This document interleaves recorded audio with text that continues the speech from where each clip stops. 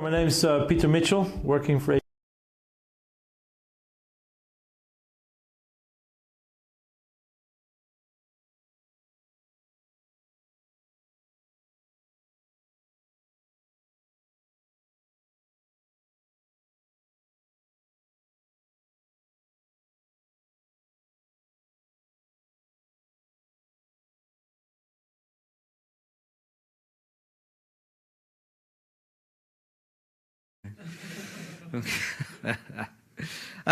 Today, the hybrid revolution, okay? The end of offshoring or the start of a new big boom. Hello and welcome to Kraków Calling. It's the program that brings you the latest thinking from Europe's tech and business services hub. As the saying goes, the revolution will be televised today. On today's program, we will be investigating, as I say, the hybrid revolution. What does that mean? So we'll be asking what are businesses doing? What are business leaders thinking? We'll be exploring tips on how to make hybrid work. We're looking at the impact on employees. We'll be asking what it means for leaders. And we'll be asking the question to be or not to be in the office. And if yes, what does the new office look like? And last but not least, what does hybrid mean for location? So we've got 75 minutes to do that, slightly longer than we anticipated because the film didn't work at the beginning. And I'm joined by a panel of heads of centres here in Kraków, but also an audience of peers that also run centres in Kraków. So we as a community, we've come together and obviously, let's say it's the hot topic of today. We discuss it together and we want to share our thoughts. My name is Andrew Hallam. I run Aspire. Aspire is the community that brings us all together here in Kraków.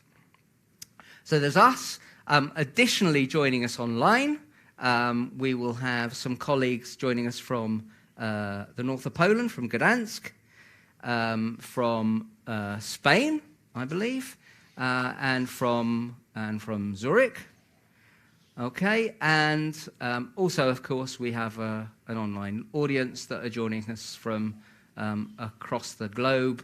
I know that over 300 people have registered for the event from places as diverse as Bangalore, Manila, Kuala Lumpur, and so on. So that's the program. I hesitate to say this because I think at this point, what we want to do is we would like to show a film. Actually, before we show the film, let me do this. I'm going to go to the panel, okay? Yeah, I'm going to go to the panel. I've got a question. Let's call this a kind of quick fire round, just so we can kind of introduce ourselves. I want you to say who you are, your company. I'm looking at you, Sylvette, because we're going to come to you first. And how many people you employ in Kraków, and what the current status is, right? The current status in terms of how many people are working in the office, what kind of percentage are we talking about, and what's driving that, okay? But you'll have plenty of opportunities to speak, so this is very quick, okay? Name, company name, how many people you employ in Kraków, who's working in the office, and what's driving that. Sylwek. Hi everyone, Sylwester Wiśniewski, Curate Retail Group, GBS. We have 480 employees currently in Poland. In the office, roughly between 60 to 80 people a day. Monday and Friday, usually like 20, 30. What is driving that is the model that we have, global model, curated connectors. So we have quarterly connectors, curated connectors, which is 3 to 5 days a month, depending on your role. And then we have constant connectors. However, those are just 2 individuals in the entire center, our cruise team, so reception. Okay, no, Sylvette, great. Okay, so I'm not going to ask you any questions, as I say, quick fire. Philippe. My name is Filip Walkowicz. I'm the local site leader of Akamai Technologies office here in Krakow. We are over 1,000 employees now. Exactly, it's 1,038 employees. And exactly on Friday, this Friday, we'll be celebrating the 11th anniversary of the Krakow site. Thanks, Philippe. Peter. Yeah, good afternoon, everyone. So, Peter Mitchell, I'm working for ABB. I actually recently took on a global role, and I love Krakow so much I've managed to stay here, at least momentarily. We hire just over 2,000 people in our shared service center. What drives people to come to the office, it's around the type of work that we're doing there. So when it comes to your financial closing, it's very important to bring the people together. So there's quite a number of people who will be coming in for the quarter closing, next week and the week after. Confidentiality drives the number of people coming in when it comes to getting certain kind of HR activities done, including the payroll. And the glue that holds the center together, the ones that actually make sure the building is safe, and OHS and all the different kind of departments that need to make that happen. So that's what drives it. The number of people coming in, it varies. If Monday is a bit dull, as it was this Monday, there's very few people around. Tuesday, there seems to be a bit of a spike in the number of people coming in. I know that because I was queuing up for the canteen yesterday. But it's anywhere between 200 to 600 people coming in on average on a daily basis. Okay, so 200 is what? It's a small number, 10%? it's 10%, but it would be probably closer to 500 people on average daily. Great. Yeah. Okay. Thank you. Okay. Tomasz. Thank you. Hello and good afternoon. My name is Tomasz Oracek. I'm the group head of IG Group, and I'm running our service centers globally. In addition to that, maybe also interesting for today's discussion, I'm also responsible globally for all our facilities. And IG Group employs around 500 people here in Krakow. And in terms of the working model, we have announced our hybrid working model as one of the early adopters 1.5 years ago, and this assumes an average of around 2 days per week in the office. Okay, so on an average day, 20%? Around 20%. Okay, great. Agnieszka. Hello, everybody. Agnieszka Malinowska. I'm the leader of the Ecolab Services Poland. We employ 400 people in Krakow. Recently, we have announced a new policy of return to office, which foresees in November to go to the 3 days from the office. And we just announced it 3 weeks ago.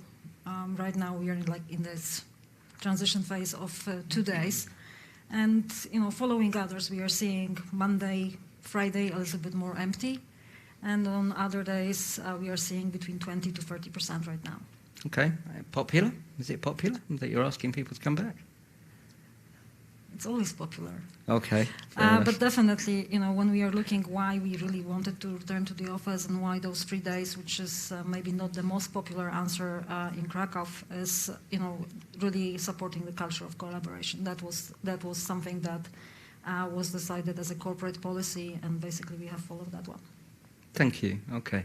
So Wojtek, who's the end, I'm not going to come to you because we'll come to you a little bit later. I want to join our friends who are joining us remotely.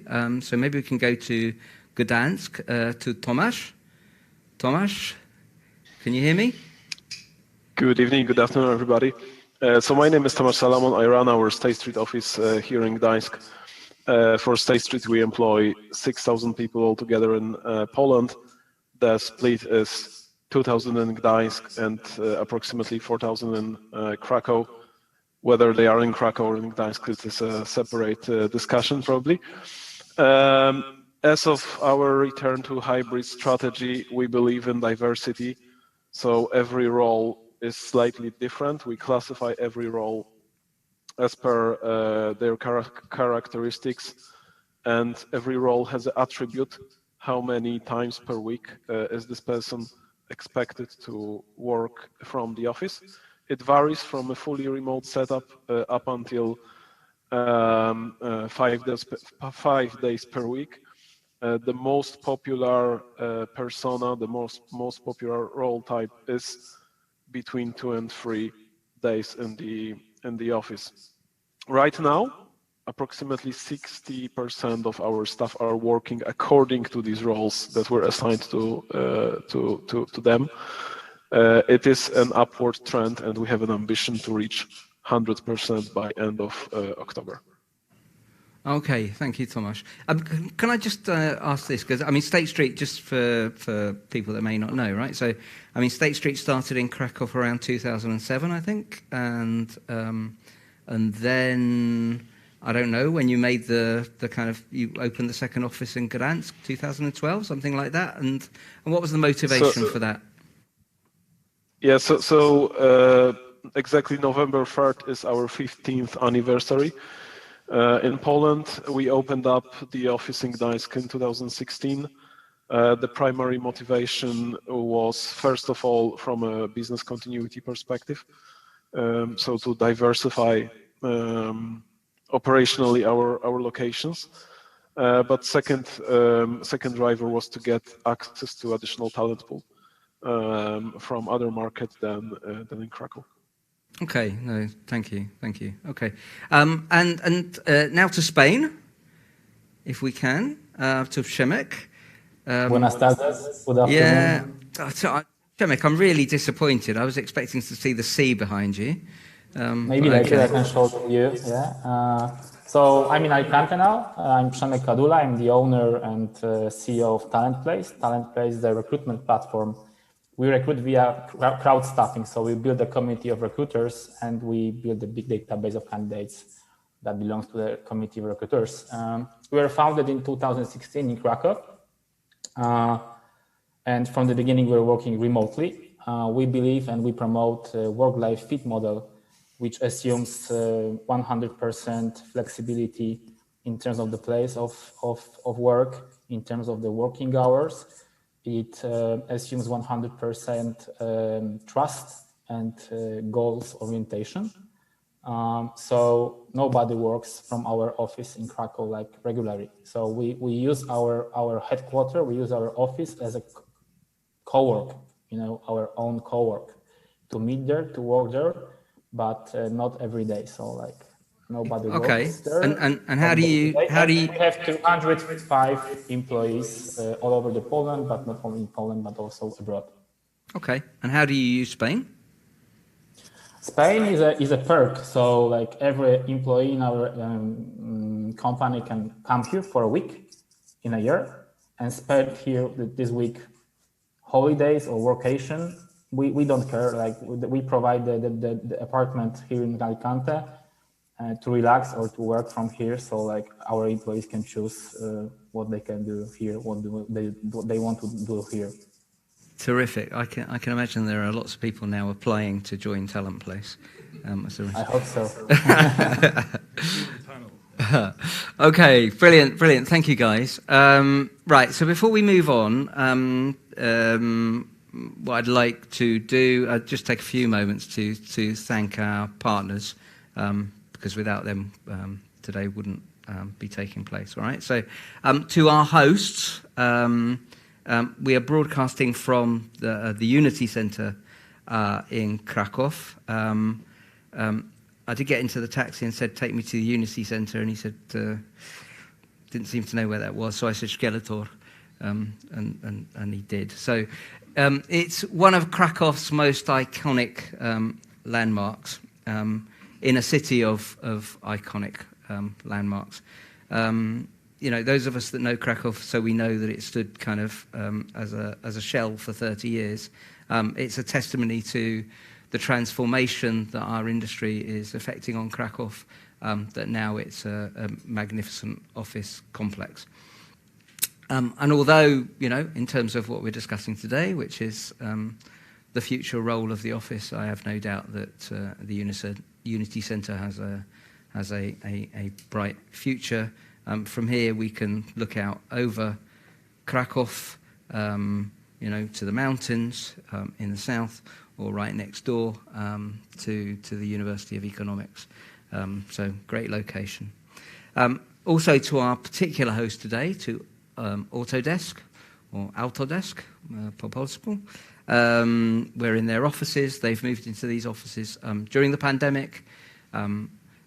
So lots of space. I think 1,800 square meters for around 130, 140 people. So really, very generous, very lovely offices. We might kind of find out a little bit more about that later. Autodesk are one of 300, I suppose, global companies that have located in Kraków over the last 20 years, delivering software and business services from this location. Our other partner, which is the city of Kraków, I always say this, I think Kraków is lucky to have us, but we're also lucky to have Kraków. And last but not least, our content partner for today, which is JLL. Our topic is hybrid.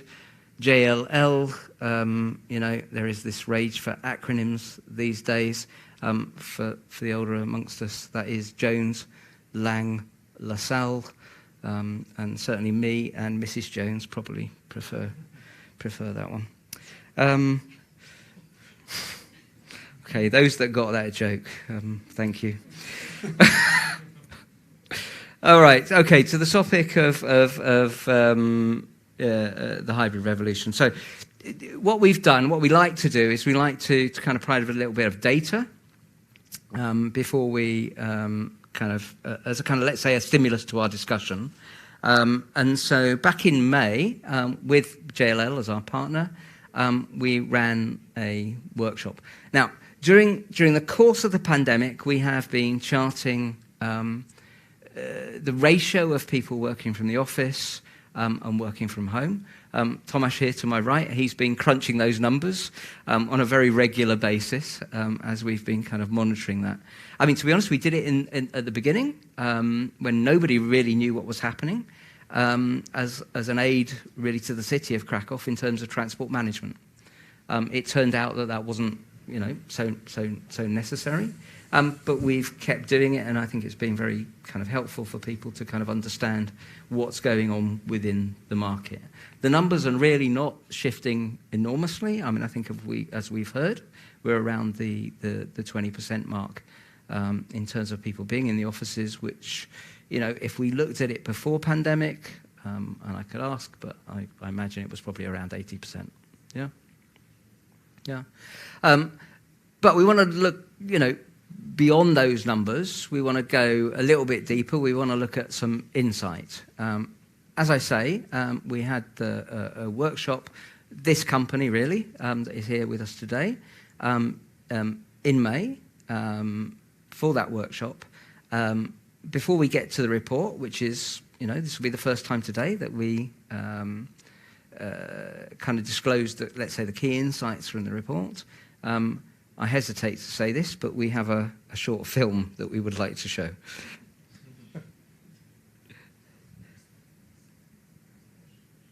I think we're going to show the film. My name is Peter Mitchell, working for ABB. I'm 26 years in the industry of shared services. My name is Przemek, I'm head of center at Dyson Business Services.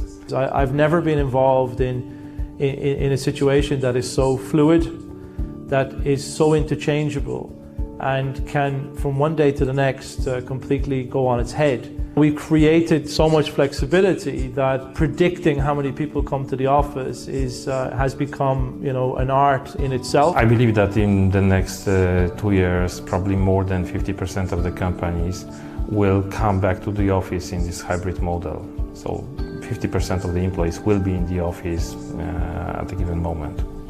Things can be done from a distance, just as effectively as actually sitting in an office. I'm a strong believer that the work in the office is bringing several advantages to the company. We notice actually from experience that interaction between people bring innovation, problem solving, it accelerates transformation. I think it's easier to answer the question what hasn't changed. There's a shorter list when it comes to the last couple of years. Coming together as teams has a whole new meaning. What's here today and here to stay is flexibility. No longer kind of stuck to having to work 9 to 5, having to work within an office environment.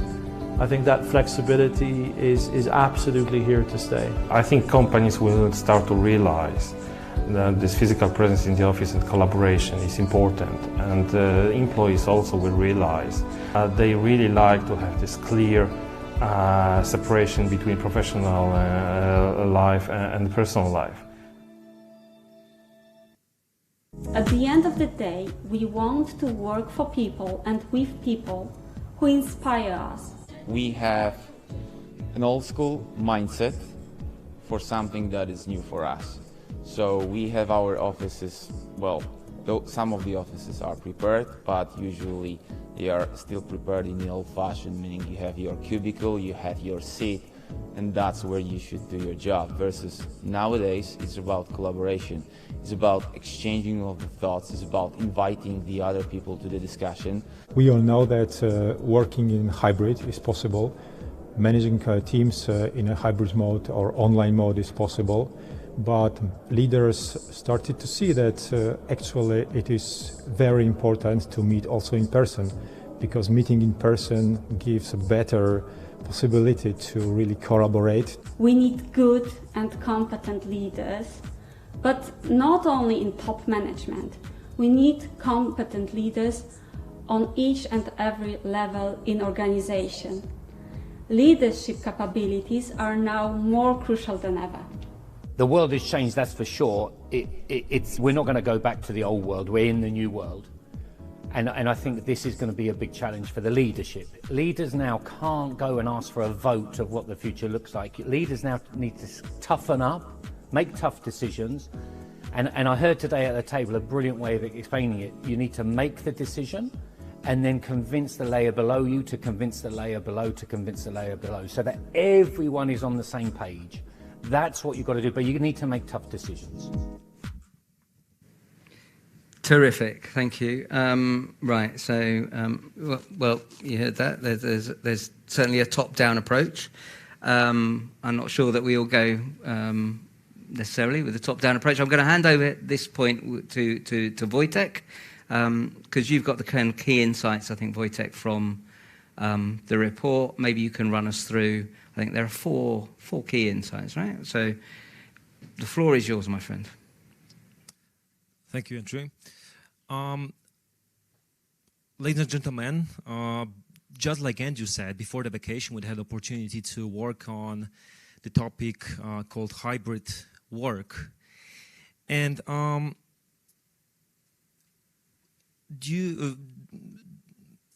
with the 4 parallel sessions of workshops, we had a chance to work with you, to work on 4 key insights on how hybrid organizations should run their path to the hybrid work. And thanks to your commitment, I'm here to present you this report. So just getting down to the business. The first insight is about when you are reimagining your office, you should think about reinventing your employer value proposition. And when you are thinking about your managers and how to manage your people, you have to also think about their well-being. And of course, the well-being is not only about the people, but also about the people who work remotely. And now we have to take care about them more, even before the pandemic. And since everybody knows that hybrid work is very, very complex, everybody knows that now, we need to take care about the employees' autonomy. And probably you are thinking about how can we drive these insights and make them more realistic in our businesses. And I will tell you in a minute. But before that, every insight will be preceded by our JLL Workforce Performance Barometer research that was done in March this year. And what is really crucial about it, it's really consistent with what we have done during our 4 workshop sessions. So what do you think? This 48% what does it represent? So it represents what the employees think about their employer and how they want to work for this employer. So how good this employer is. So what do you think? Can we raise this number up? Of course, we do. And we know that how to do it. So definitely, as a leader, the first insight showed us that to build an atmosphere in the workplace is we have to bring people to the office. We have to involve them in co-creating the office space. But is the co-creation the only way to make our employees better and to make them feel better in their workplace? So, as you may see, the health and well-being raised from the 5th place just before the pandemic up to 2nd position. So it's on the podium now. And now it's getting more and more important for everyone. And our insights show the same. So we as leaders know that now we have to be more, we have to put more attention to our employees. And we have to put more attention about how we are creating the space. And we have to reinvent again the way how people are sharing their knowledge. And we need to build again the hybrid culture, the hybrid organizational culture.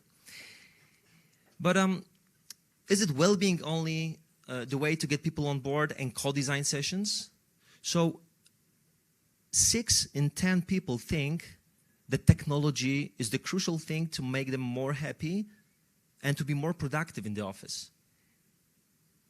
And we know that as leaders. So the 3rd insight is definitely consistent with this one.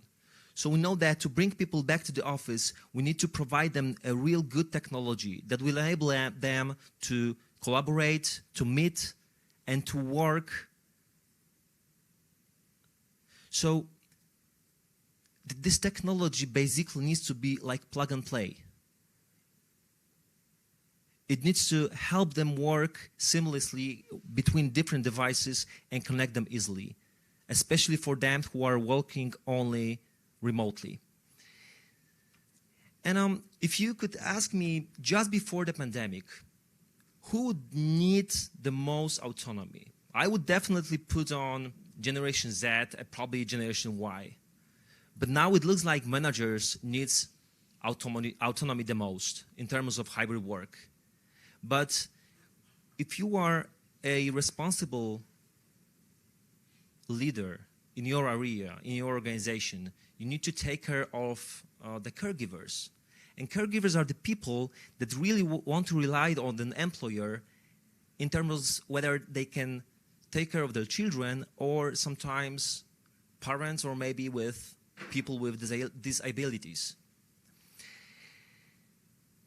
And as leaders, we know that. We know that forcing employees to come back to the office is this is not the way that we should do it. Now the soft skills are becoming crucial in terms of how are our relations with employees are and will be in the future.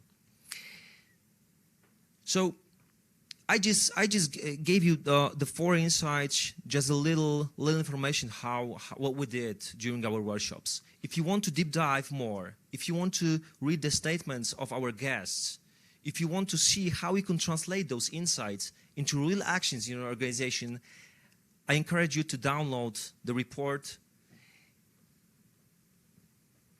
Okay. Thank you. Right.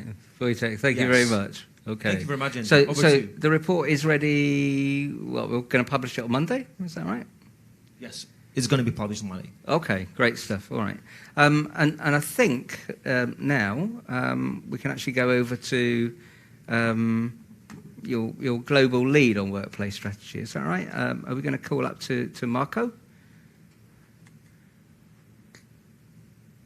Hi. Good afternoon. Marco, hi. How are you? Pretty well, thank you. Where are you joining us from? Are you joining us from Zurich? Yeah. I'm sitting in my cellar in Zurich, not even in the office. Need to take care for the kids' dinner tonight. So, yeah, but from Zurich. Okay, so you're in Zurich, but you're not in the office. I mean, it's important to know these things, I think. Okay, great. Okay. Okay. So I kind of assumed you would be in the office, and I thought that you'd probably be there because you'd have a better internet connection. But you've got good internet connection at home, right? Got a PlayStation 5 you need to download fast, right?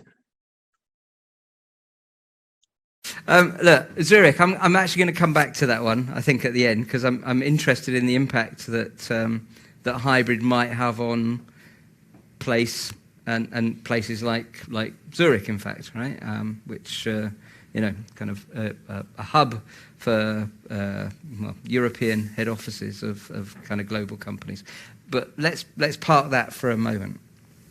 So in terms of JLL, most people when they hear about JLL, I imagine they kind of think that it's about kind of helping people to lease office space. So given we haven't been in our offices for the last 2.5 years, I imagine this has been a tough time for JLL. Is that right?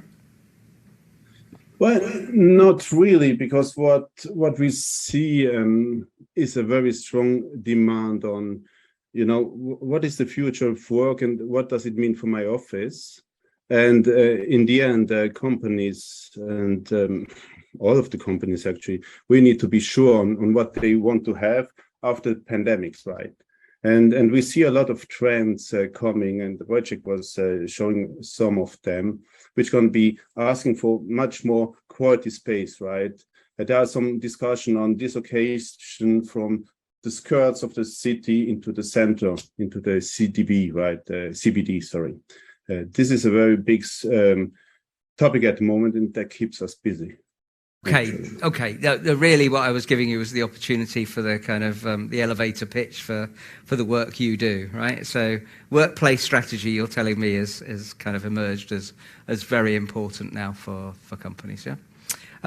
Okay, and maybe we could move on to this then. I mean, in your view, what are the forces that are shaping our working environment?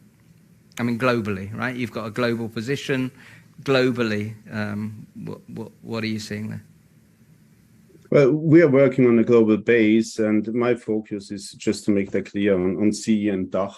But we have a very strong global team on this, and in a constant exchange, and we are also nurturing what I'm going to say now with a lot of experiences and exchange. So what we see actually is nothing new. What we see is a strong acceleration. So the pandemic has accelerated topics which are all around workplace strongly, right? So maybe remember, I think 4 or 3 months into the pandemic, CEO of Microsoft was saying, well, we have seen an acceleration in digitation, which we were expecting in 2 to 3 years, in the first 2 to 3 months. The mega trends being accelerated.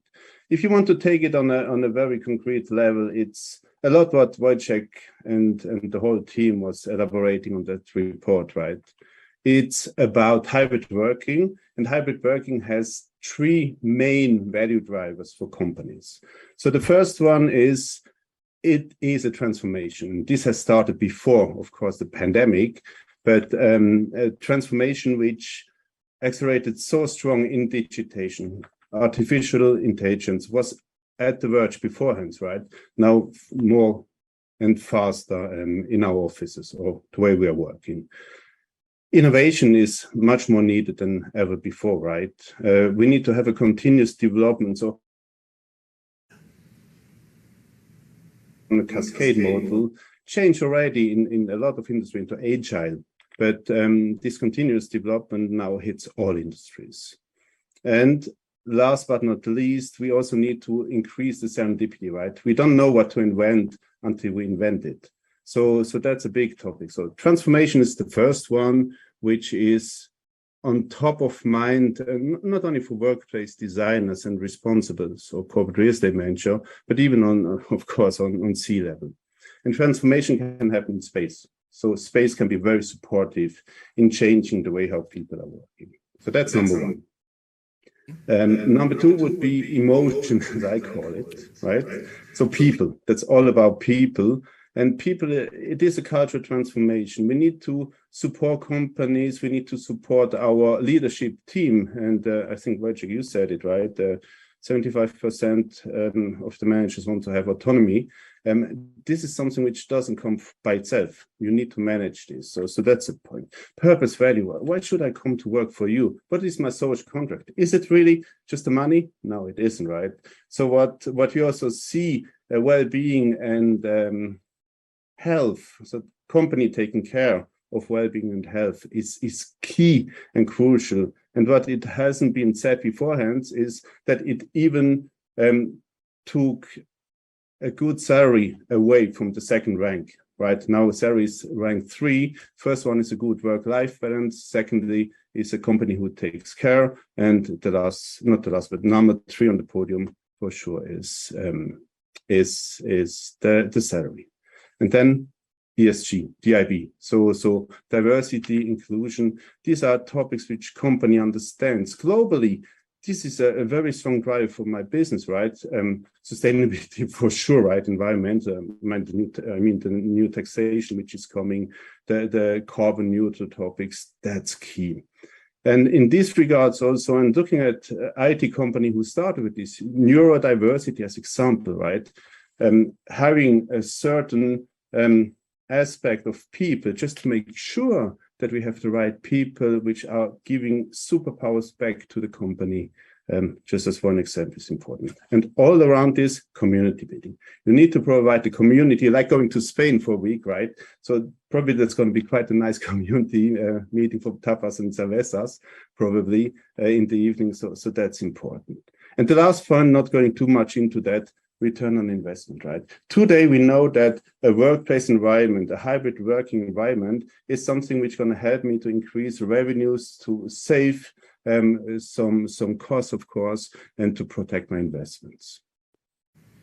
Thanks, Mark. Emotions, return on investment. Terrific, thank you. I have to say, it's quite nice. You froze a couple of times there, but I think we need... No, we heard what you said, but, you know, glitches are important.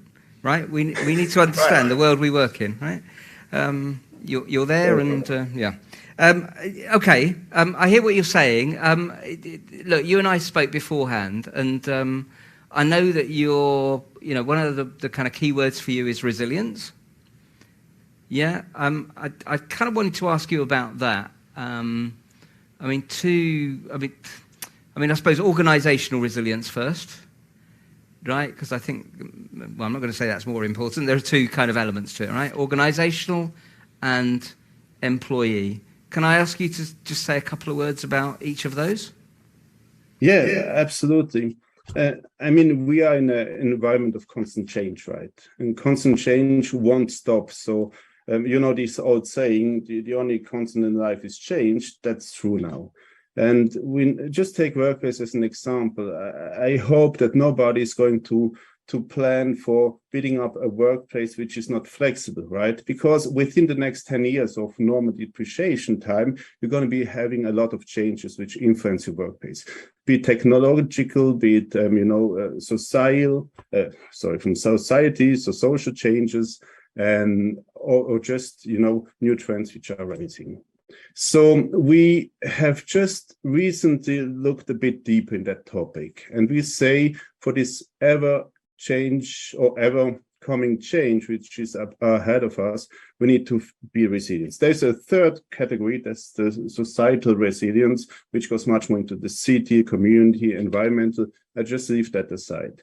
A company, when it comes to build environments, need to build up a resilience in technology, workplace. This is the glitch we were looking for. You hear me? Sorry. We can. Yeah. Okay, good. So it's just checking. This is very important to be sure that you can adapt quickly to whatever is coming. Might it be something negative, like a crisis as we have it today, like a pandemic or things like this, or maybe opportunity. You want also to be able to cover and to catch up.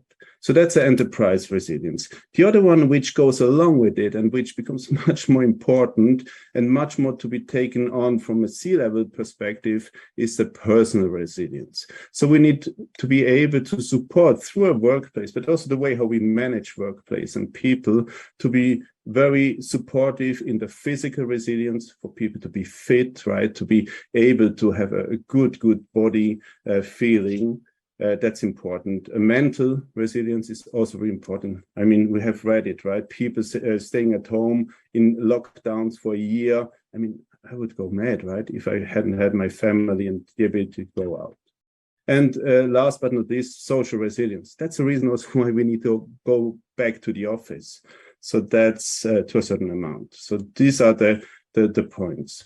And if you are a corporate, I think you need to understand resilience is not something you have or you don't have, right? Resilience is something you need to be prepared for any disruption which may come, positive or negative. Then as soon as it happens, you need to be able to mitigate it. We have seen it, right, in the pandemic. So, you know, these plexiglasses, which has been raised everywhere, distancing, don't shake your hands. So this is a way of mitigating. And this is happening during disruptional events. Right? So we have seen a lot of innovation which is going to prevent things like this. And after preparing, mitigate, and innovate, the last thing you need to do is to transform your So this is on top of mind of many of our customers, just to make sure to capture the opportunities which are in front of us. Okay, thanks, Marco. They're very interesting what you say there. I mean, because one of the things I think we've, and I think this is part of Krakow's success, has been exactly this, which is responding to the challenge before us. It's being that kind of flexibility, the versatility, the ability to pivot before what is there, right? To take on the challenge. And I think that's a particular kind of strength that we have developed in Kraków. It's come through, I mean, it's an attitude, it's a maturity, it's to do with scale. And it's very interesting, right? Because generally people think about strategy, you know, what's the strategy to develop the industry, for instance, right? And you can put in a 5-year, 10-year plan, you know, very kind of Putin-esque, can I say. You know, I think our talent has been to be able to respond to you know, what we can see around the corner rather than looking in the rear mirror, yeah? So I'm very pleased to hear you say that. Look, we're kind of running a little bit, you know, we're up against the clock. So I'm not going to actually ask you the question about location globally. I'm actually going to come back to the question about Zurich. Okay, because we're in Kraków. So tell me about Zurich, right? I mean, as far as I'm aware, people don't actually live in Zurich, right? They live across the border, and so if they're not coming to the office, I mean, Zurich as a head office for European companies, is that going to survive, or I mean, or what measures are being put in place to kind of protect that? Well, excellent question, and the final answer is not here, right? So it's a development, but Zurich has always been benefiting from being really, let's call it a certain degree of multinationality. Sorry, a city which allows a lot of companies to come in, having a very high level of living quality. It's expensive, but the salaries are adequate to that. And what you see is, and I think again, Switzerland has been awarded as the most innovative country, right? And just a few weeks ago, also they said the most developed countries on a certain level. So these are all aspects. But what you need to have is an office or a location where you have the ability to give experience to your people. And now we are back again to the topic of how to attract talents and to retain talents. So Zurich is, I think, pretty well in providing spaces, in providing a city environment which is attractive and which nurture the need for having an excellent employee experience. And then on a little scale, and Zurich is not a big city, right? We just hit the 400,000 employees, a bit more now, inhabitants, and now a bit more. It's a city which is overseeable. It's a city which you can commute easy, but still there you see also some trends of corporates which are maybe in the outskirts, in the agglomeration of Zurich, thinking about coming back in the city center. Why? Because you want to provide these spaces, this exciting and this experience, right, to your employees. Okay, many cities are doing that at the moment. Okay, so I mean, I said I was not going to ask. I was only going to ask about Zurich. I mean, if you were to take Kraków, would you think that that's similar? I mean, we're talking about co-location. I mean, what you've just mentioned is the ability of people to kind of mix with other people and kind of learn off of other people, etc. So, a key ingredient of a successful location, even in our new kind of hybrid reality. It is absolutely, and I think, you know, if you look what's happening, and I'll give you an example from a discussion I had a few months ago with a large company, saying, you know, maybe we should just halve the staff in our headquarters and bring people to Poland and other location, because hybrid working is here. We can work from everywhere, right? And this gives an opportunity, I think, for Krakow and other GBS locations to take a franchise on that, right? I mean, hybrid working is here. All the processes which were forbidden to do outside of your core locations are now possible because we did it at home, right? And companies need to really think on how they're going to process their business, and that's going to be a key reflection on where to put the talents. What you need to be aware of, and this is nurturing what I was saying, you need also to be ready to provide this excellence in experience to the people who consider to come to Krakow from an environment, so from the city point of view, but also from the enterprise buildings point of view and what you are doing for you. So I think it's a big opportunity to step up here and take on some tasks which may not be at the moment considered to go. That's a brilliant place, I think, to leave it, right? So you're talking about a great opportunity. All right. Thank you, Marco. Thank you for joining us. I think you have to go now. Is that right? Is that what I understand? So thank you very much. And, you know, we hope to connect again very soon. We will. It was a big pleasure. Thank you so much and have a great evening, all of you. Goodbye. Bye. Okay. All right. So my panel here have been waiting patiently.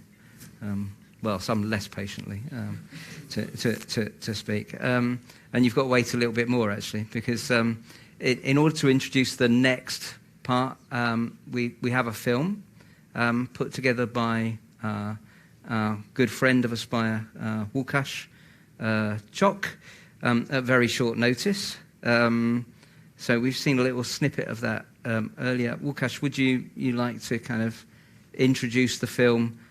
Tell us what you were intending to do in putting it together. Sure. You probably need a microphone, I think. Thank you, Andrew. Hello. One of the biggest ironies of a setup like that is no matter which direction you turn your back on someone, which I wouldn't like. Well, you're on camera, so don't worry. Wonderful. Yeah. So the best thing you can possibly tell about a film is enjoy watching it, I suppose. But other than that, it was a tricky concept to squeeze a very complex topic into like 2-3 minutes.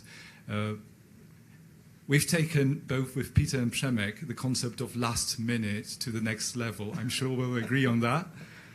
But I like to focus on the positive side of things. And I would like to conclude before you watch the film and say something like, I think if I were to say one thing about the past 2 years is that it has taken workplace psychology to the next level of sophistication overnight. And it's an important thing to reflect on, because we used to talk about a market where you were employer-centric or employee-centric. And I think we have traveled a journey from compliance and thinking about standardization to thinking about individual needs, inclusion, diversity, well-being, work-life balance. So along those lines, we made every effort we could with Peter and Przemek to squeeze this complex topic into 3 minutes. Enjoy. Thank you. All right, so hopefully we can play the film. Yeah.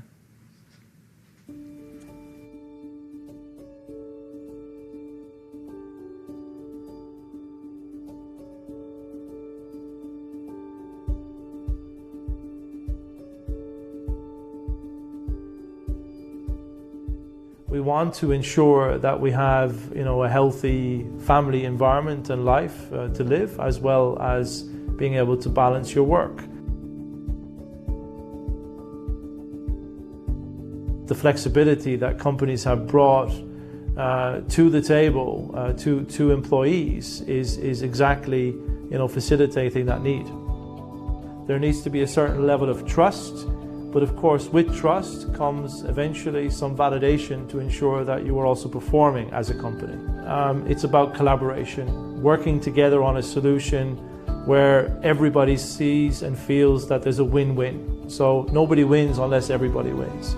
It's incredible how well people work together when you put your mind to it. When I think about the challenges that came to our work culture over the last couple of years, is that, people without physical interactions in the office, they lost certain social, I would say, soft skills. Because, the flat screen and you see the individuals, it's not the same when you see the person in live.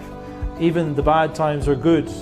I think that's a learning that I will take with me for the coming years and for quite some time to come, in the sense that we were having a very difficult time as an industry, as an organization, as companies have gone through this. And it's the one thing we can always refer back to as something we can all say we've experienced together. It's amazing how much good comes out of something when you are up against it.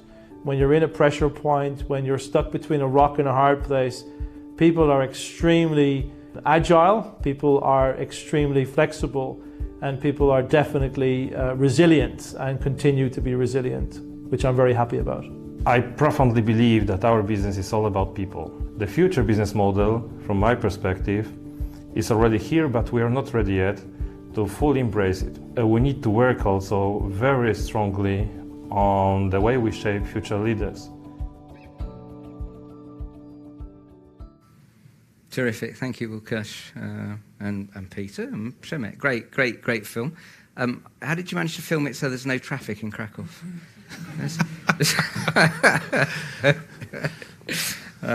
Okay. So let's start our kind of conversation, right? Sylvia, maybe I can come to you. I kind of like to look at, what are the positives really that we have experienced over the last couple of years? What have we learned? Yeah, it's hard to think about the positives when you think about pandemia, right? But there were one. For example, from Curate Retail perspective and our GBS, we've thought about our site as the core, and we've been working 100% in the office. And for us, that was like in 2 weeks' time, we moved everyone for remote. And that was something that our team members really wanted to have as well. That was something that in a tech environment, you've already had in Krakow, but we've been mostly financial, HR, business. There's also a tech department, but that was something that we couldn't do because of the different cybersecurity and other legislations that you have. However, there was one element that we planned for. We've built the site that you can enter the environment into the virtual environment whenever you can. So actually for us, it was just like a 2 weeks' time, and everyone was working remotely. And we had very positive response from our team members. That's one thing. Second thing, we have not seen drop at all when it comes to performance.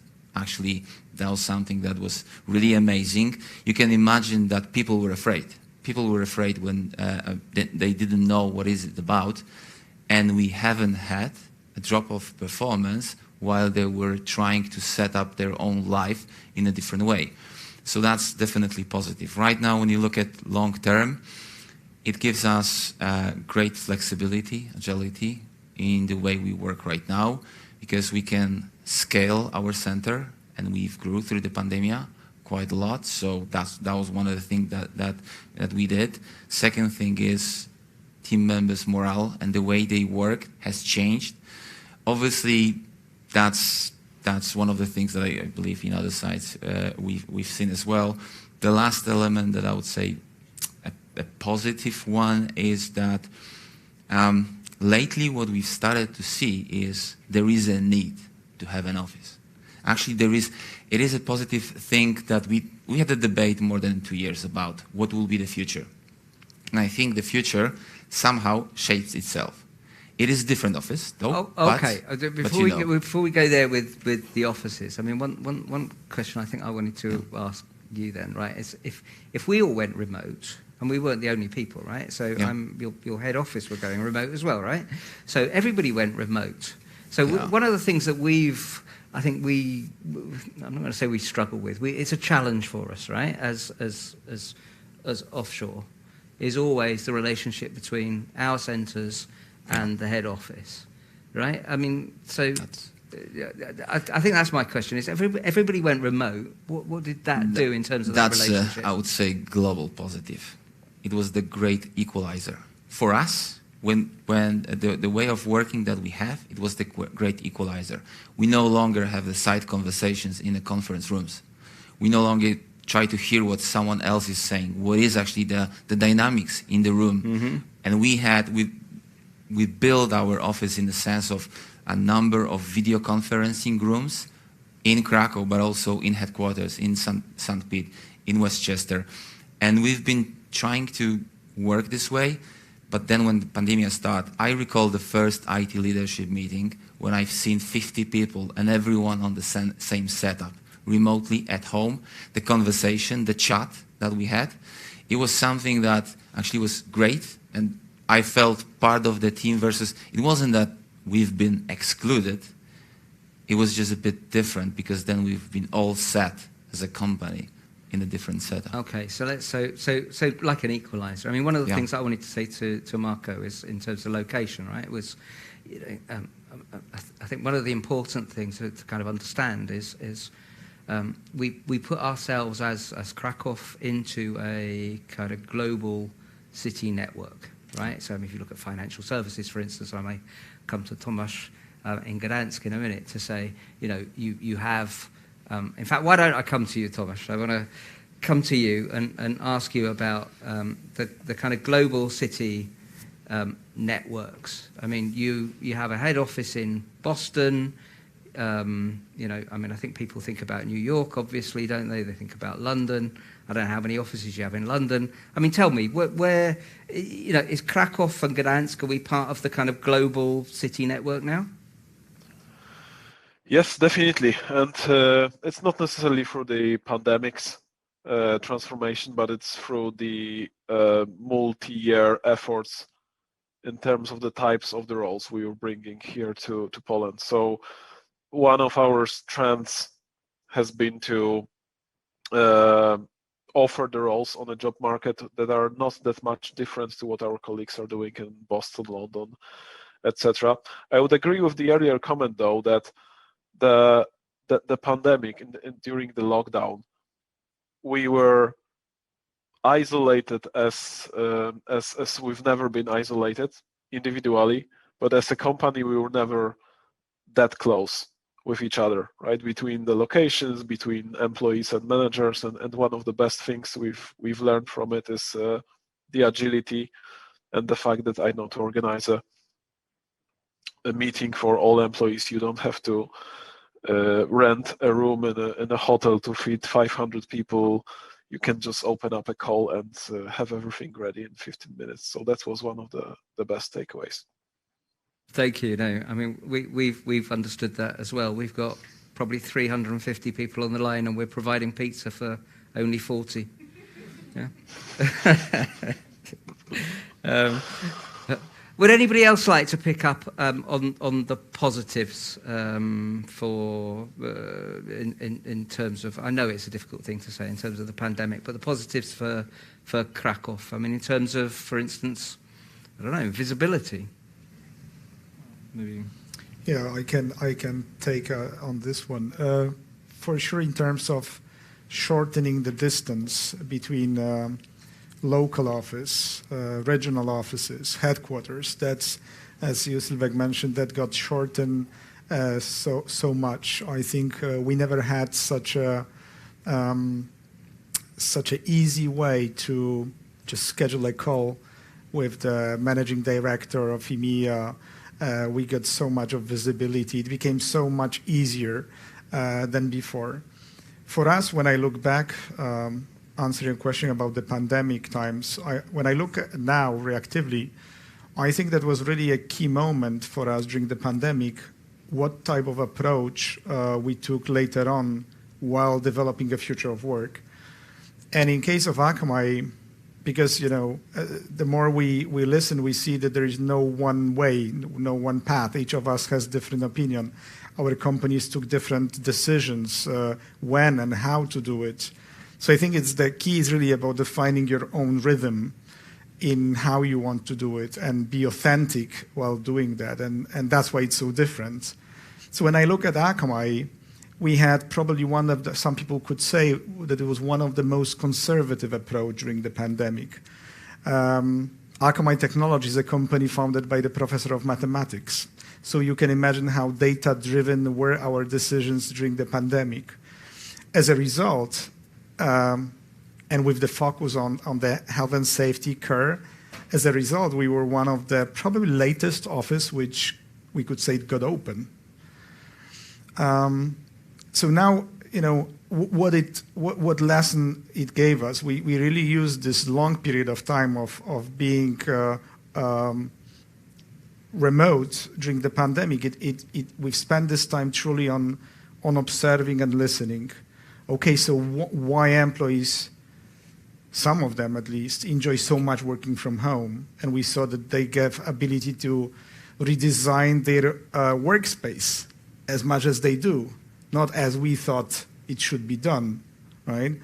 And then we saw also, how creatively flexible they can play with their own time of work, which, as Sylvester mentioned, didn't hit anyhow the productivity and so on. So the reason why I'm bringing this back is that I think we focus so much on listening, observing, individualization approach, which was the baseline later on for us to develop the new working model. That's really fascinating for me. I mean, we're business processes, right? I mean, it's about standardization.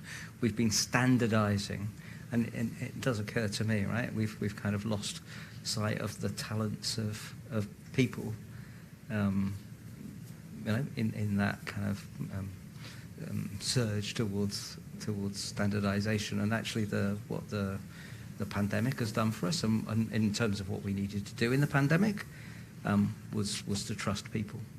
Very, very, very interesting. Thank you. Tomek, you're kind of tapping here, so you have something to say. There you go. Yeah, there's maybe one other perspective. I fully agree with what you said before in terms of this equalizer and to become easier to connect with people all around the globe. But I think the big benefit and the change I've also observed is at that level here around the community. I think it also brought us much closer together in terms of, I remember we had a weekly meeting to talk about what's going on and what approaches you are taking, because there was a common goal. And then recently also, when the war in Ukraine started, it was similar. So I think that has changed the dynamic to work closer together as a industry here in Krakow, and I think this is one of our strengths now.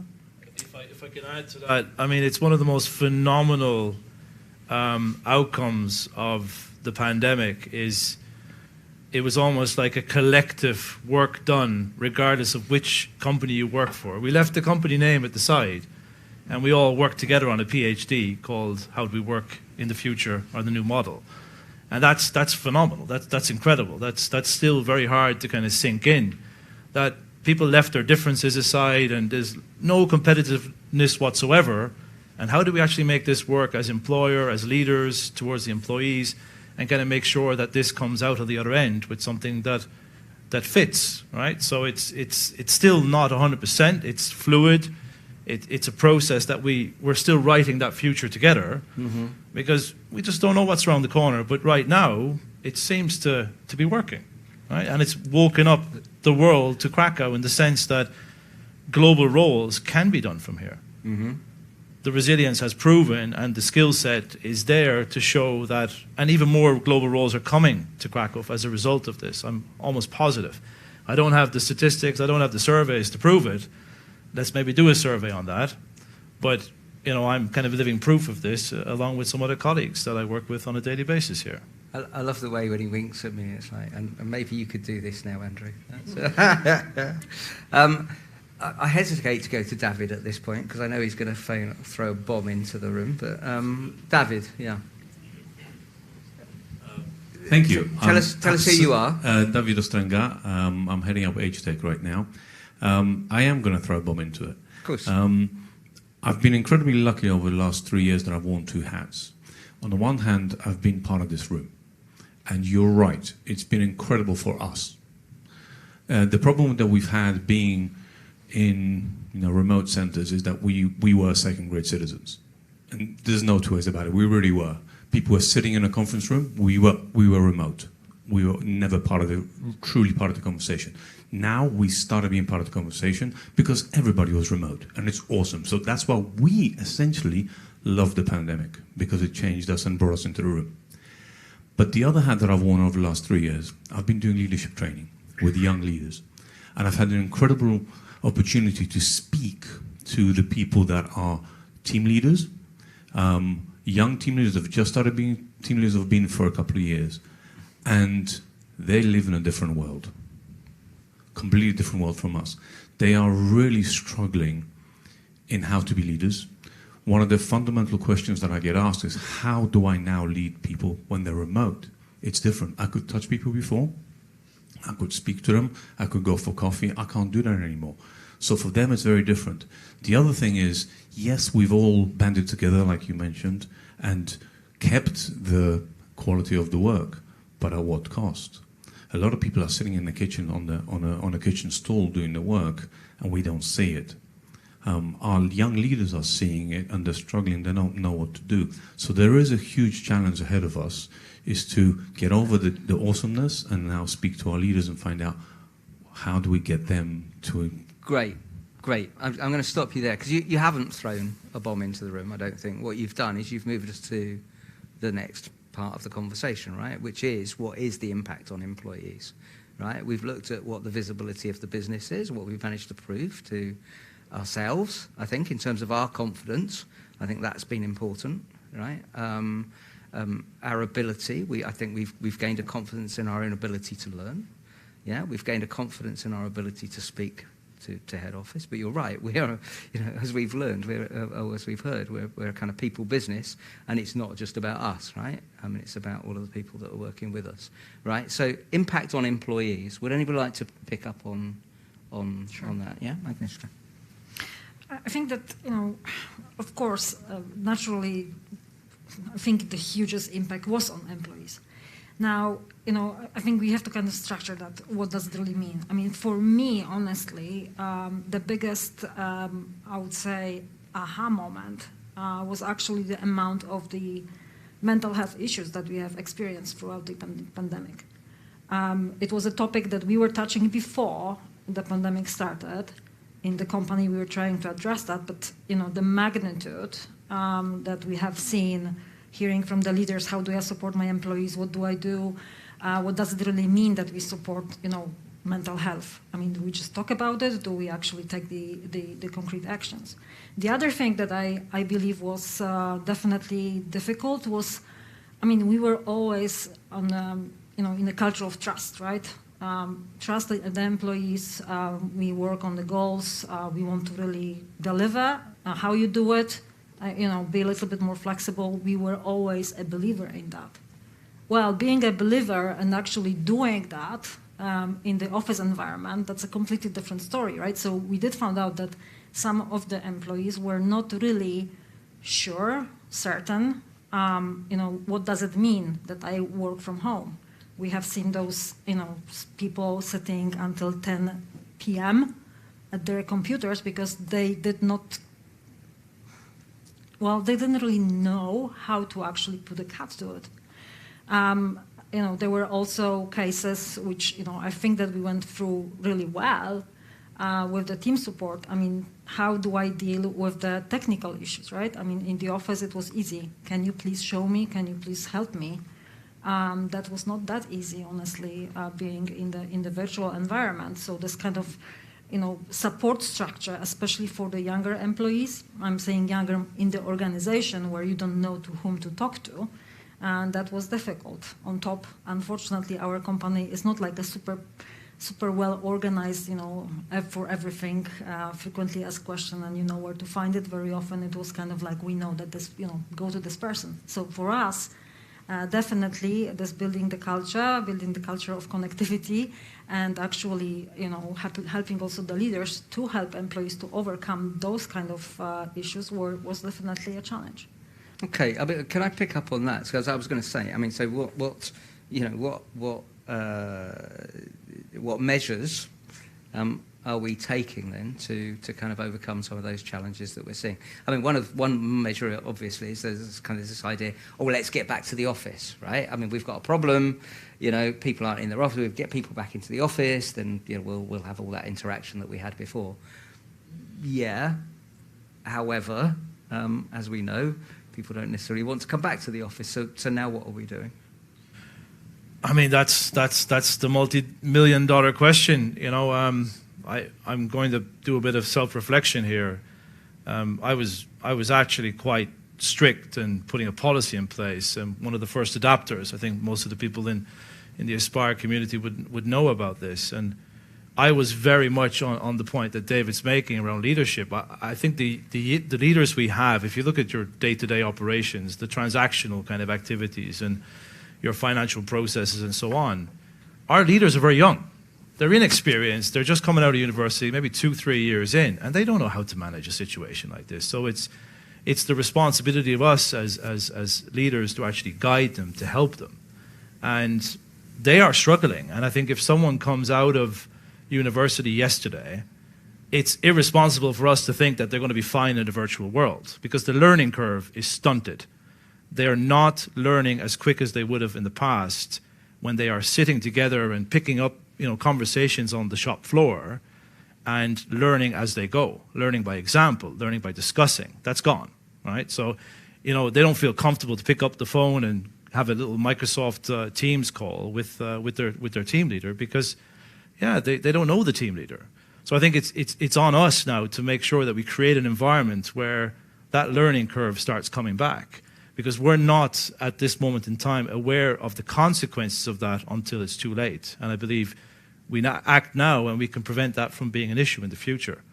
So I'm calling out to Krakow and the rest of the world to acknowledge the fact that in our industry we've got a lot of young people that need guidance and help. Yeah. I mean, I'm looking at two older people sitting in the front row here. Not as senior people. Not as senior. Yeah. Well, sorry. So not as old as me, more senior than me. Okay. Slavek and Jacek, I'm actually going to come to you guys. I mean, you've kind of lived through the whole experience of Krakow's evolution, right? Motorola, I think, were the first company to locate in Krakow. IBM followed very shortly afterwards. So I don't know which one of you would like to go first. I mean, I'd just like to get you. Please go ahead. There wasn't a specific question there, so you have to make it up. Yeah. So one point in relation to the question which was asked and the answers which were given, we actually had very big fear at the moment on what the plans for us were during the pandemic. Actually, we increased our staffing by 33%. And a part of the problems, the mental problems, the collaboration, the communication with the existing employees, we actually multiplied it by providing more than 30% of new employees to the company. So all the things related to how we onboard these people, how they would be trained, how they adapt in the environment, it was something which was really challenging. But from the perspective of the years, these 2 years, I would say that we really get very good job on this, because I a little bit disagree about the learning curve and the problems. Maybe I've got a specific examples, but actually from the day zero when people were onboarded, they were already asked, both by the managers, by the leaders, and personally by me, because I'm leading the kind of the welcome calls, to actually allow them and encourage them to ask the question immediately. Don't wait. Don't try to figure the solution by themselves. If you need help, you've got not only your manager, but your peers in the team. And that actually helped. And this is actually the pretty nice lesson learned, which I believe some of the remarks from this period of time could be actually adopted, even if we start working in hybrid mode and have the people in the organization right now. So in my opinion, many of the elements we introduce for the remote collaboration will find a place in the face-to-face collaboration as well. Thank you. Before I come to you, I mean, I'd kind of like to comment on that, right? Because I mean, it's really very interesting to hear you say that. I mean, because we are a learning culture, right? I mean, that 20 years has been a steep learning curve for Kraków, right? And people are in learning mode. We're problem solvers. I mean, that's what we do. I mean, it's not. I mean, I use this example a lot, which is this idea that I heard back in the day that if we could teach people 300 words of Portuguese, then they'd be able to read a script, and that would be the job, right? Well, you know, thankfully, that isn't what happened, right? We employed clever people and they problem solved, and more complicated work came and they solved the problems. And what you're describing is, you know, people solve problems, don't you? If you give them the opportunities to solve the problem and so the ownership which says solve the problem, they'll solve the problem, yeah? Exactly. So I think that's kind of music to my ears in a way to hear that. So Andrew, I have two comments about it. Actually, you mentioned the first one, which is around the word problem solvers. I remember my personal situation I had about, 10 plus years ago. We had I don't even remember a topic, and I don't even remember who was exactly in the room, but we have some kind of operations review, and that was my boss. So without giving a name, I will name him David, because I value David a lot. So and we had it was some kind of review, and during that review, let me say we were challenged. I was challenged. You can say directly, we were all beaten to death pretty much. And the operation review was over, and I went to see my boss and said, David, you are much more experienced than I am. So, can you advise me? Can you tell me what should we do? And he turned back to me and said, Jacek, I have no idea. I said, why is that? I have never been in such a situation in my life. You have to do it. You have to find a way. So, and it was years ago, and why we are all here, and why we are growing, why we have more and more decision power and decision capacity, is going back to our capacity of solving the problems. Which is then, if you ask me how it's going to look like, and how it's looking in our company, the new way of communication, the new way of leading people, taking care, etc. This is a transformation. There's no golden recipe. We are learning as we speak, because there is no book, there is no TV, there is no channel or podcast that I can go and get everything. So step by step, it's a process that we will go through. So that's my first comment. The second comment is back to something that we all experience, which is this negative side of COVID, which is all kinds of different mental problems that we all in general experience. But there is also a very positive side, and I think it is much more on a positive than on a negative. I remember, and I have never seen it in my life, the situation when I was going in the evening to the balcony, and just in the building opposite my apartment On one of the balcony, there was a lady and she was painting every single day. On the second balcony, there were two people playing Go. I asked her later on, what are you doing?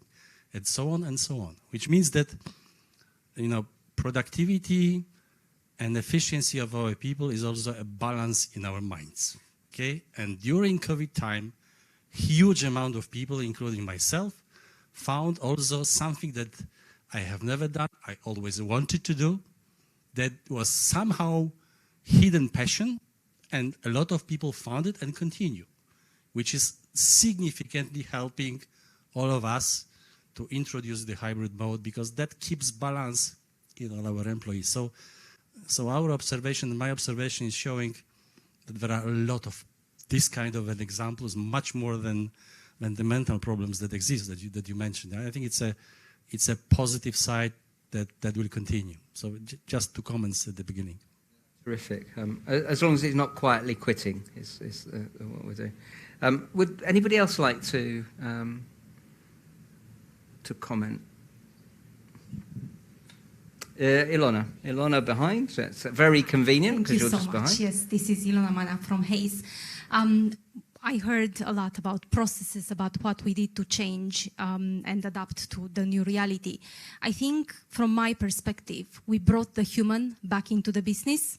Because as you said, right, we are a business about processes, about standardization, about making, efficiencies, cost cutting, and so on and so forth. And within this process, sometimes we left our people aside and we said, well, you have to do the job. This is the job, you have to do it. Now we took the time to stop, pause, reflect on what's important for our people and make sure that we change as businesses to adapt to what our people request from us right now, because what we used to do in the past, it doesn't work anymore. And this is valid from the perspective of how we onboard them, right? How we train them, how we lead them, and how we help them overcome personal problems. Because now we see their kids, we see their pets, we see their family members, and it's not about shut the door and leave me aside. They are part of our business life. And I think that's the major difference. And what I see is that our people actually stay with us because they feel that they are understood and they are listened by the business, which in the past was not the case. And I don't know if you feel that, but this is my reflection from everything that happened in the past 2 years. No, thanks, Ilona. I'm gonna... Yeah, sir. Hello, this is Jakub from Herbalife. Yeah, so just wanted to start from the very beginning. So before pandemic, we were working 3 days from the office. Right now, we are working 2 days from the office. So slightly small difference in terms of what happened over the past 2 years. However, just concluding what we were talking about for the past hour, I think the big plus of what happened is that actually people from around the world are asking us, what are you doing in Krakow to do the next step from what happened? So we are not shy. We are actually on the front of what's going on. People from around the world would like to know how Krakow is doing in this situation and what will be the next steps for us, because it is happening a lot here. And there are a lot of companies who exchange the knowledge and what we are doing right now. So I think it's an excellent also contributor to the market position of Krakow, how we are perceived, that we are in the right moment with the right people, and we know what to do even if we don't. So we know that we need to gather and talk about it among ourselves to find out what is the next step for us. We know we need to learn, right? Sorry, yeah. Just one more comment when I was just listening to what you said. For instance, in our company, in Motorola, we introduced hybrid mode officially from April. So from 1st April, we announced that we are canceling all the restrictions and we are going to work in a hybrid, and with no policy at all, pretty much. We just said, come to the office whenever you would like to. And in numbers, I came to the office 2nd or 3rd of April. And the first surprise was I couldn't find a parking place. everything absolutely was busy. So I said, okay, fine, this is first couple of days, so we are going to see what is going to be next. And actually, every single month it was going up, and in April we reached, on average, 55% of employees in the office every single day, going up to 80%, in single days, depending on what was going on. And I think one of the reasons that why it's that, I think we all agree, if they find a reason to come to the office that is valuable for people, then they do. Just today, before I came here, so 2 hours ago, I was sitting in my office and I was hearing a conversation of 2-3 employees just behind the door because they were open, and one of the guys was talking to the second. You see, it's sometimes good to come to the office because, we can have a chat. We resolved, we decided, quickly, and we can go back to anything else that we can do. And actually, I love to see you. And that was a live conversation that I just witnessed today. And that is exactly the reason. If we not only tell them, because telling is very easy, but show them by example what is the advantage, what is the real reason for them to come to the office, then the percentage is going to go up. They are going to come. I'm going to come because if I have a reason. So that's a comment. Thank you. I mean, it's just one of the realities of the pandemic, right? Is purpose has become a key to the way we all lead our lives, right? Not just in terms of the corporation, but in terms of our personal lives, right? And those two things have come together. Tom, I kind of want to come to you, because we've been talking about the strengths of Kraków. I know you've been doing a comparison of kind of Kraków and other locations, and your role is also you've got offices in other locations as well. I mean, what we're saying about Kraków, is that specific to Kraków? Is it true of other locations? I mean, give me a sense of... Sure. So there are definitely some differences. Similarities in terms of this purpose, definitely something which resonates everywhere. But there are some locations where people need to travel for 2-3 hours one way. And then this sense of a true kind of experience makes a bigger difference than if you live 15 minutes away from the office. So I think those really huge cities where also travel costs plays a big difference is important. We have also seen a trend, especially in India, where more than 60% of our employees, they relocated out of Bangalore to their home cities, and now they've rearranged their life. Their children are going to other schools, etc., and there is a bigger push to really stay in this fully remote model, especially across the technology teams where this is maybe easier to achieve. But I think there are bigger variances. We were talking about Switzerland and Zurich. And one of the observations we have made locally in our Swiss office in Geneva is that a lot of the employees, they live not in Switzerland, but they live on the other side in France. And because of tax reasons, they need to be 50% of the time in Switzerland. So it's not only about purpose, sometimes it's also about money. Look, I mean, we can take this in various directions, and I want to extend it, right? We're supposed to finish now, but we're not going to finish, right? Because I think this is kind of fascinating. I want to go to Spain. I want to go to Przemek, because we've been talking about employees. You've been working on a remote model yourselves, Przemek. You were the guys that we were making our last event before the pandemic with on remote work as a privilege. You guys were already working remotely. I want to hear less about you as a company, though, because you're working with candidates, and we've been listening about we can problem solve. Yes, we can. But what about candidates? I mean, tell me, do they want to come into the office? Are they confused? I mean,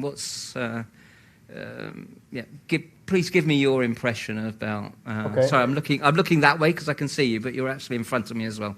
Okay, so I will try to give you my impression, but also some numbers and give you the perspective on fighting for talents, because I guess that everybody in the room in Krakow, myself too, we want to fight for best people, for talent. So I want to give you the perspective of the recruitment company, because we see many companies, we have many clients, and we see how they perform in the new reality. So first thing, coming to the office. In our report about the work-life fit model, where we compared work-life fit model, which is 100% remote and flexible in terms of the work and place and the time, to the old model, fixed hours only office working. And the candidates said that 46% of candidates they don't want to come back to the office. Only 24% they want to come back to the office. 30% they are like flexible and okay with both scenarios, hybrid, remote, or the office working. But the interesting thing is in IT recruitment, because I read some numbers from the report of No Fluff Jobs and Wiener Axel Springer, and those numbers says that 59% of IT talents, if they lost opportunity to work remotely, they would change the employer. So I think that, hybrid model is not for everybody, or the remote model is not for everybody, but and implementation may be tricky and individual, but coming back to the office may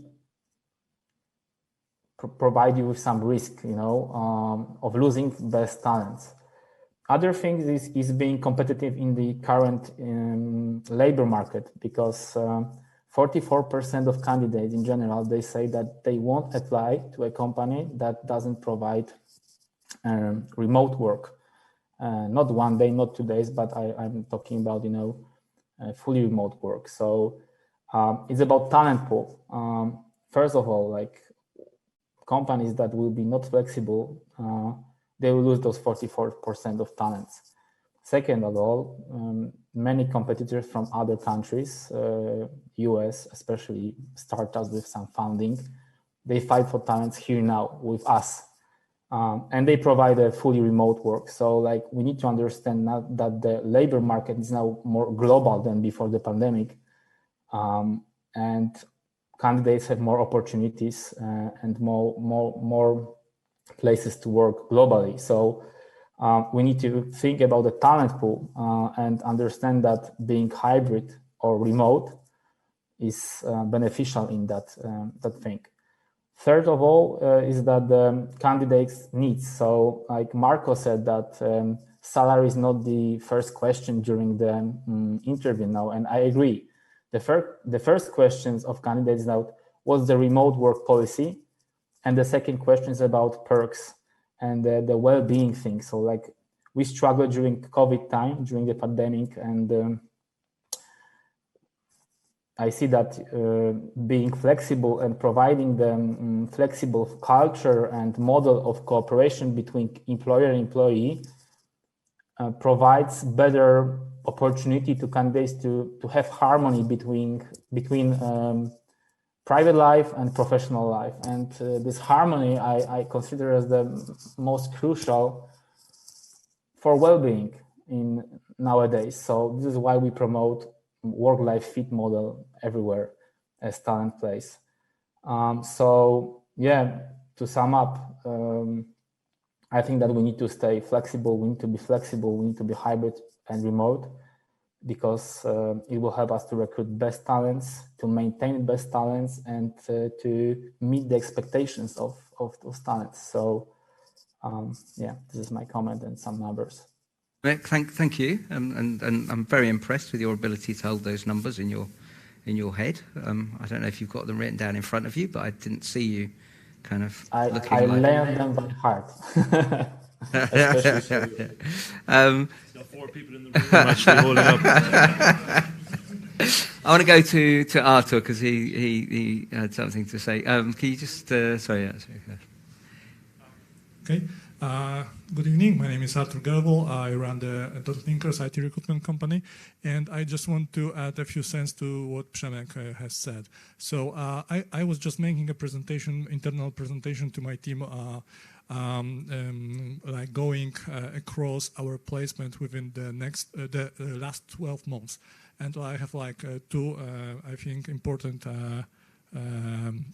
cases there to notice. Like the first one is that 70% of our placements done within the last 12 months was for 100% remote only. 70% versus 30% hybrid. So it's huge. It's huge. And the second, the second thing is that 70% of the placements, because we do only recruitment for permanent placements and only for mid and seniors, right? So no juniors. 70% was hired on a B2B. I'm not talking about outsourcing. I'm not talking about IT contracting. I'm talking about permanent placements and in a B2B model. 70%. Why? Because right now the offers that all of us and you especially are making for the candidates, you do not compete to each other only anymore.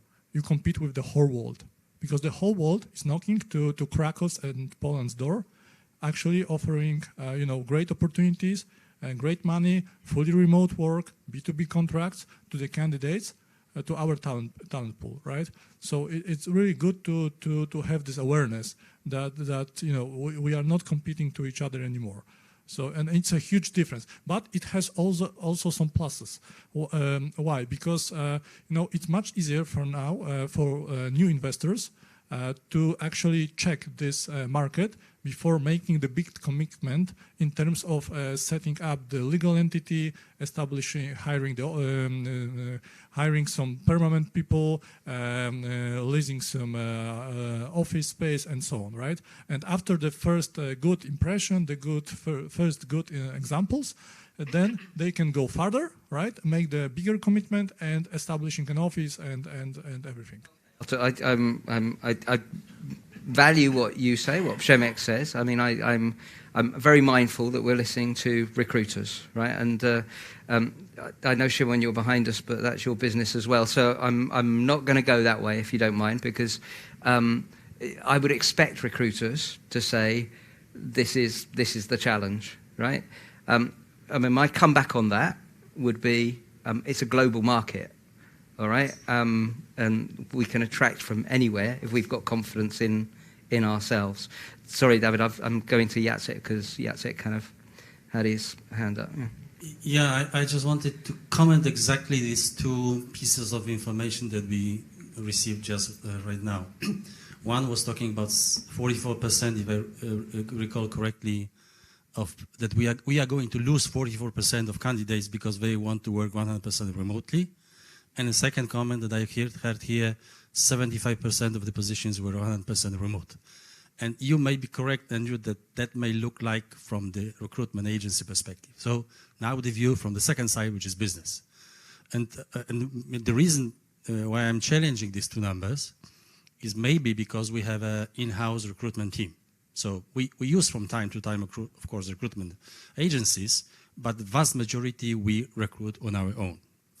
And there is a difference between what candidates very often say and what they actually do later on. So what I mean by this, we observe that the candidates say, well, I'm open only for, are you open for 100% remote? Yeah, we are open.